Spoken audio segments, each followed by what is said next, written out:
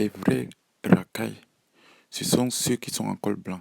Les vrais racailles, ce sont ceux qui refusent de payer leurs impôts.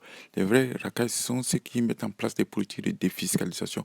Les vrais racailles, ce sont ceux qui... Les vrais racailles, ce sont ceux qui ont des comptes dans des...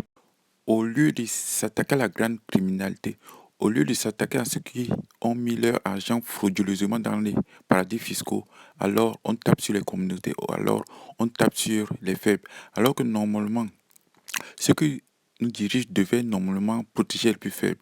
Ceux que nous dirigent devaient normalement mettre en place des politiques qui permettent à tout un chacun de sortir de la misère, de sortir de la pauvreté. Bien sûr que personne ne peut rester insensible quand un jeune jette un caillou sur une voiture de policier qui vient aider. Bien sûr, je ne veux ni trouver des excuses ni victimiser qui que ce soit. Bien sûr qu'un jeune qui jette un caillou sur une voiture de policier, c'est une racaille.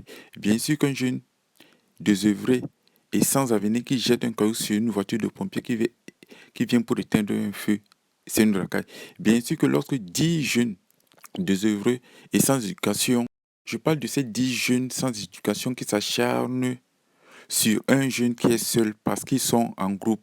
Ça, c'est ce qu'on appelle les racailles. De la même manière, lorsqu'un jeune insulte ou bien essaie de violer une fille simplement parce que la fille a refusé ses avances, c'est aussi une racaille.